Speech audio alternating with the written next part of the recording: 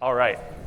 What a great session from Nepal. I am thrilled to be joined by Subbu Kannappan from Informatica, and we're going to talk all about escalation prediction today. Subbu is the Director of Digital Experience at Informatica and has so much to share on this topic. Thank you for joining me. Let's dive right in. So what we're going to do today is we're going to set the stage about escalation prediction. We're going to hear Subbu's incredible story about the success he's seeing. And then we're going to get into the technical AI stuff that's going on behind this technology.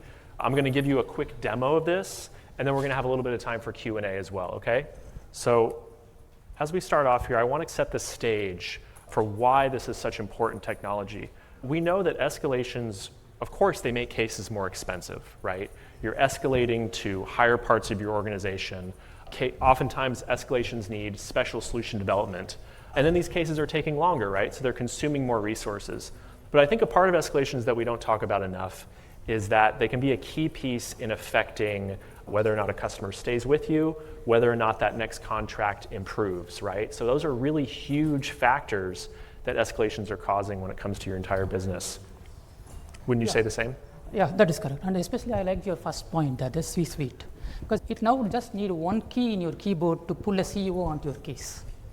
You just need to put an tag and tag the CEO. Next time the engineer will get a call from the CEO. It's as easy as escalating a case. You do not need a portal. You do not need an escalation platform to escalate a case. That is why it's very important that we are controlling the cases in a way that it doesn't go to a stage where we involve higher management. The reason why it is not necessary is because if some of you might have attended last year's session from SupportLogic where the keynote from Krishna, he was talking about hard cost and a soft cost. The hard cost to a case is the case cost, whereas the engineers cost, the SMEs cost, even C-suite people's cost. So these are all the costs we can measure. Anyone outside the engineer, if it's involved, it's going to cost more. But apart from that, that's a soft cost, where it affects the morale of the engineer. If somebody begins you sitting and watching what you are doing and guiding what you are doing, while you are doing it, it's going to affect the morale. So it is going to impact soft cost and the hard cost. So that is why I like your first slide where your SME involvement and C-suite is good. We can contain the situation, but it's better we avoid the situation to prevent the cost. Yeah, that's a great point. And escalations affect every organization, right? I just want to see a show of hands of how many people have a horror story escalation situation. I'm expecting to see every hand. It affects us all. Yeah, it's just a part of doing business. So what we're going to do is we're going to get technical on these things, but I want to set the stage for what we're going to show you. This is what proactive escalation means. It's seeing those warning signs early. It's giving you a workflow to get involved, to make the changes, to really de-escalate that case. And what we're seeing are incredible outcomes from this, right? We've got folks that are seeing 30%, 40% reduction in their escalations, which is huge, which is an amazing thing. And now I really want to get into Subbu's story. Because Informatica, we're able to get fast results, change how you're using your resources, and then divert those resources into other projects, because escalations can be such a drain on a team's resources. Affecting the customer experience. So this extra effort people put in, that is not the right place to put it. Rather, they should be solving the customer's problem, not the process problem. So that is where we were looking for a partner with us, and we found SupportLogic. So when we reviewed SupportLogic, it filled the gap what we didn't have. So our homegrown application was very good, but from the scalability perspective, we thought we should go to SupportLogic, and it helped us. So this is going to be our success story, rather a partnership story, where we partnered with SupportLogic and we were able to succeed, and probably we'll cover in the subsequent questions. I love that. You talk about how this partnership has really helped you, and there's been this ability for you to now predict these escalations and stuff. What are some specific signals that are coming in for you that are really helping? What are the specifics of the AI that's doing for you? So we'll talk about escalation. Escalation is like a storm. You would always get a warning before a storm. There is no storm that comes without anybody else knowing it. So you can really predict the escalations, and SupportLogic does a pretty good job. So when you go to a doctor, let's say I have a fever, I go to a doctor. Doctor doesn't immediately give me prescribe a medicine to me. Rather, he checks different signals and he finds a pattern. The same way SupportLogic does it.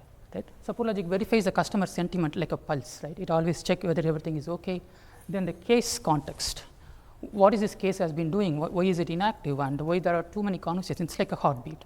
Then the customer context. Why is the customer upset? Is there an upcoming renewal, or is there a production go live?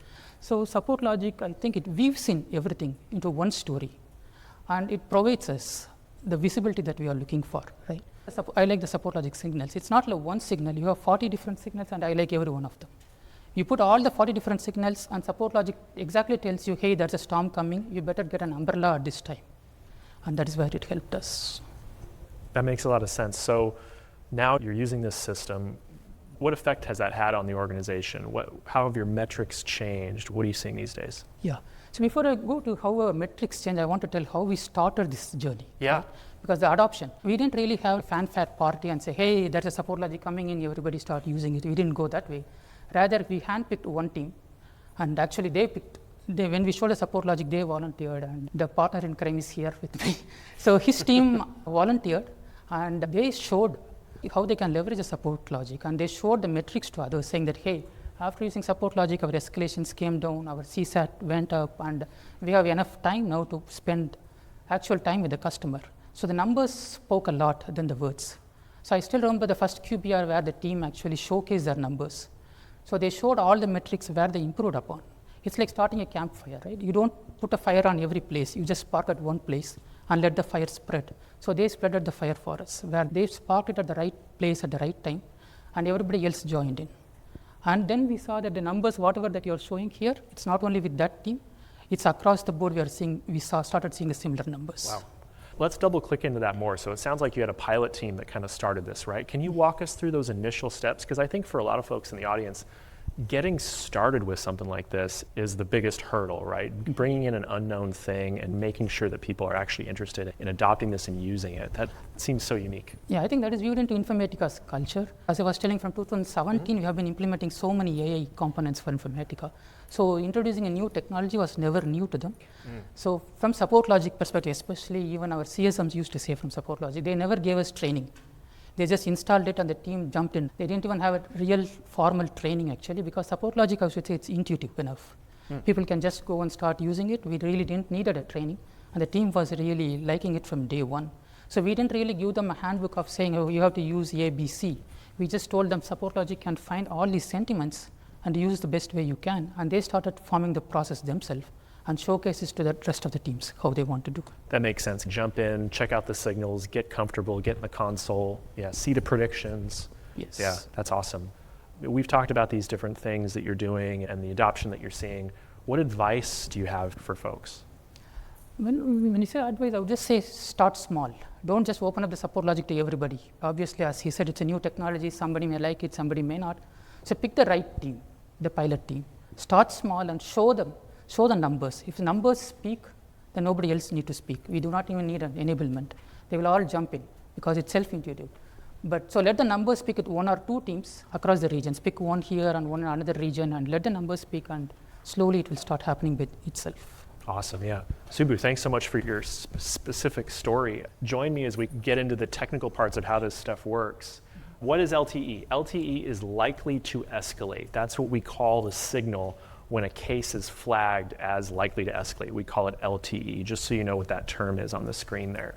And this is a screen that you just recently saw from Nepal's presentation. How this starts is the absorption and the surfacing of these 40 signals, right? It's the needs attention, it's the negative sentiment, it's the frustration, the confusion. But with escalations, it's also the case age and it's the customer history. There's all these very specific pieces that we're capturing that are all going into this model. And it all starts with reading the case with natural language processing technology, pulling all those signals out, and then comparing the signals that we pulled out to what the escalation model is looking for. And so what that looks like on that next stage is what we call a gradient boosted modifier. And it's a funny term, but what this term really means is that it's taking a decision tree, it's measuring how accurate that decision tree was, and then it's cascading it with another decision tree that makes up for those errors. So that's the gradient boosting in that term, is it's taking every layer and getting a little bit better. Another analogy I like to think of with these is the escalation model is almost like a weather predictor, but it's a weather predictor that is tuned to the world of enterprise support. It is tuned to how your enterprise support is working, how your customers escalate. Is there a specific customer that likes to escalate early? Is there a customer that likes to wait for a case to get very old and then they escalate? Is there specific wording that they're using? All these things are wrapped up into this escalation model. And that's what makes this very accurate, is that it is tuned to your support environment. Yeah. And that's huge, right? Yeah, and this slide is too technical for me to put it easy on that, right? So whatever SupportLogic does, it's internal. But at the end of the day, as a customer, what I see is managers see the signals right in front. They see, hey, this case, customer is frustrated, customer is going live, customer says it's urgent, you better take a look. So the manager sees those signals, and SupportLogic gives a easier way to flag them, saying that, hey, I acknowledge this escalation, this LTE, I acknowledge it, so that those managers can track them. And another thing that is probably not here is a feedback loop. So this model also supports the feedback loop because it's an AI model, obviously. Not every time, 100% of the time, it may not be successful. But sometimes engineer may say that some words which may look like urgent but may not be urgent. So in those scenarios, then we encourage the managers to give the feedback directly through the system itself. So that is one of the things that pilot team did it very well in the initial stage. Because there are a lot of feedback loops that they created, because there are few terminologies which our companies use, which SupportLogic may flag it as different things. So then our teams, then they jump in, they give the feedback loop, and gradually we train the model that fits our needs. That's an excellent transition to this next slide. You're right, feedback is such a huge part of how this works. And what this slide is meant to illustrate is the difference between precision and recall. Because we would rather, and to kind of point this through you real quick, we would rather predict an escalation. Okay, so we're in the left column, but have it be a false positive, then not predict an escalation and have it be an actual escalation. So we're really biasing what you're seeing to false positives, and of course, predicting true positives, and then of course ignoring true negatives. But this is just something I wanted to show you to look at why this is built the way it is and why feedback is such a great part of that system, so that we can push more and more predictions into the true positive sense. Because we want to make sure that we're showing you to a threshold, every prediction that could be an escalation. Is this accurate to what you're seeing? Yes, exactly. Yeah. So this is really our slide deep dive into how this AI model works. And now we're going to get into a little bit of a live demo here. If I can, you'll have to bear with me. I'm going to be using the same screen that you can see here. I'm going to just jump in here and look at some cases. So what you're seeing now to orient you, and I'm going to try to increase the size of this for you so you can follow along a little easier. Hopefully that's better. We've got a 4-step workflow that we really like to recommend folks get into when it comes to predicting escalations and acting on them. And the first step is to jump into your console and act on things that are showing as needs attention and negative sentiment. So that's step one. As you can see right here in the console, you can click right into here and jump into these cases that are showing these signals down here at the bottom. They're showing those pieces that you need to act on. So if you're getting to these early warning signals quick, they're not escalations just yet. And that's the case as well for these needs attention ones. You can see here I have this sorted by customer, so I'm able to go customer by customer and really look at, okay, what's going on here? I've got an urgency signal from Bright Horizons. Let me have someone jump into that right away. And of course, when you jump into the case, you can share it with anybody, you can tag someone in, there's a number of things you can do in the workflow. But the next area I wanted to jump into is the escalation board. And this is where you're getting a quick rundown of the cases that Subbu and I are talking about that are predicted likely to escalate before they escalate. So this is really the moment saver, right? This is where a team is taking their escalation rate from 8% down to 3%, right? Because they're putting that smoke out before the fire. They're getting into these cases, they're clicking into these cases. Let me click into this one real quick. They're clicking Start Escalation Review down here in the corner, and then they're seeing exactly why this case is predicted likely to escalate. So you're building trust in your team, you're building a confidence in this escalation, and then you can snooze it, you can take a number of steps down here to take action on this case. You can also remove it from queue, disagree with the prediction, acknowledge it, snooze it down there at the bottom. So there's a number of things you can do to the case. And the good thing I like about that screen over there is that you can directly engage with the engineer right here. Yep, that's right. So currently for the support managers, right, today they have to, if this functionality is not there, then they have to move between the CRM system and SupportLogic back and forth. So that is not the experience we want to give the support engineers. So we try to ensure that support engineers work on SupportLogic, and any engagements they want to have with engineers, they can do right here. They can talk to the engineers right here, and engineers respond back over here. So this way, it reduces the strain on the managers using multiple systems at the same time. So this becomes our critical system for the support managers, even though the engineers work on a CRM system separately. That's right. Thank you. So those are the first two steps in the workflow that you would jump in the morning, spend about 20 minutes getting into this. The next is backlog. So what's great about this backlog view is this is organizing groups of cases into buckets that you create and then organizing those by sentiment score, by attention score. So you can see here when the attention score is hot, in this case for Good Burger, when it's 100, that's a very hot case in your new backlog. You need to get into that. And this is demo data, so it can be very extreme. But if you look at a case here, new incident, the sentiment on this case is extremely low. So that's a case where the customer is feeling like they're not getting the love that they need. And that's a case that you need to dive into. So acting on your backlog, acting on these signals, these sentiment scores and attention scores that we have here is the third step in a. So this backlog management is as important as the predictive escalation. So we are also using backlog management, one of the key tools from SupportLogic. Even though both go hand in hand, you can actually use it separately. We have some team leads who only work on backlog, even though they are not handling the escalations. Managers may work on both backlog and escalation. One of the key advantage I see here in SupportLogic's backlog is that the customization it provides.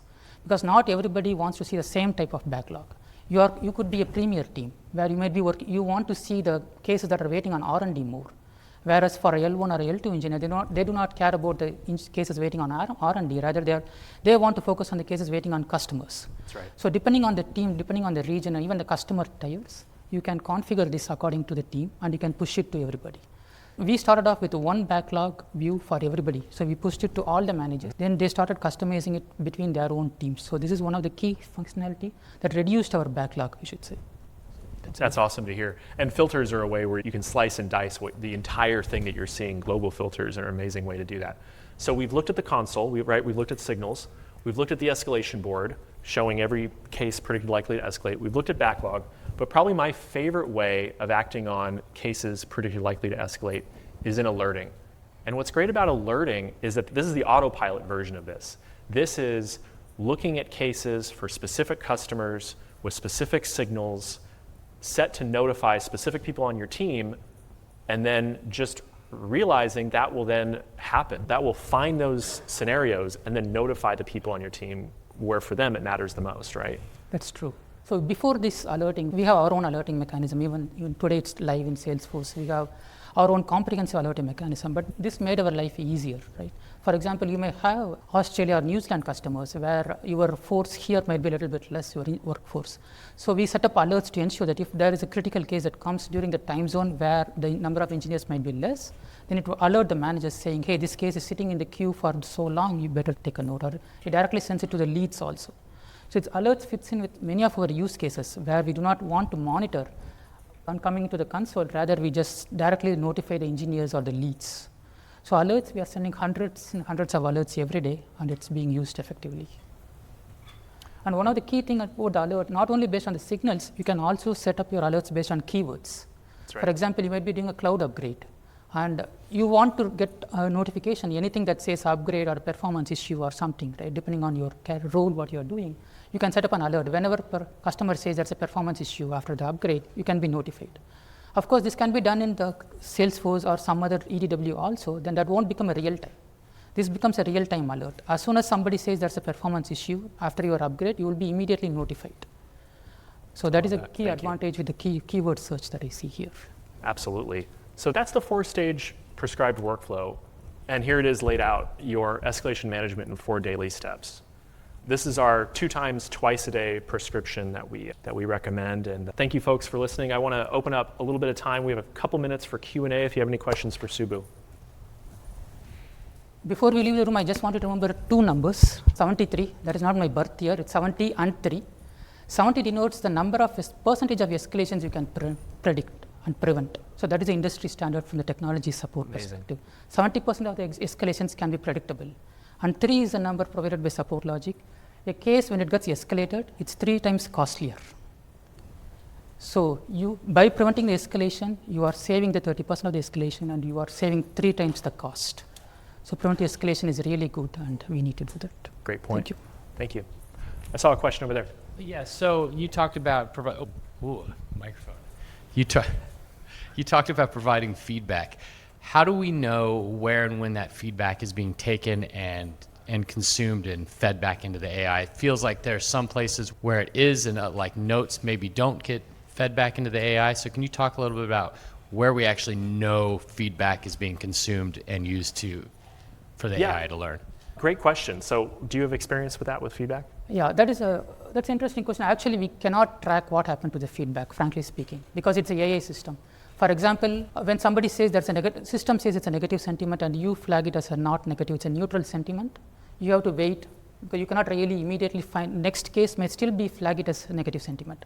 Again, the another engineer might be still giving a neutral sentiment, right? So it will take time for the AI to make the change, but we have seen the changes happening. There is no literally a timeline on when the change happened, but we have seen the feedback that we have given are automatically taken care of.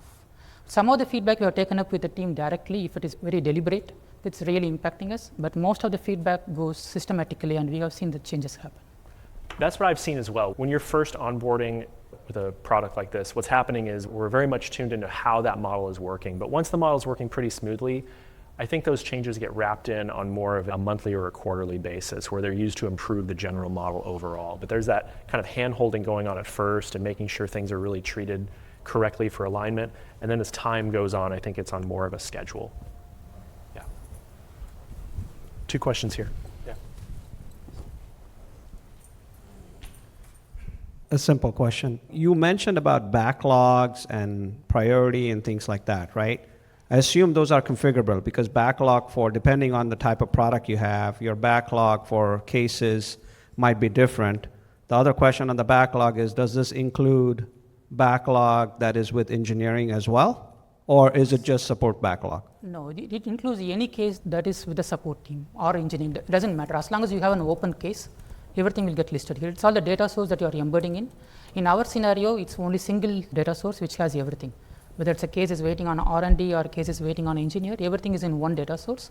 So for us, it's all in one, but it has the capability to load multiple data sources if you want to. Absolutely. We have just time for one quick more question. Thank you. Okay, thank you. I don't know if it's more of just like a functional question, but Finastra isn't a customer yet of SupportLogic yet.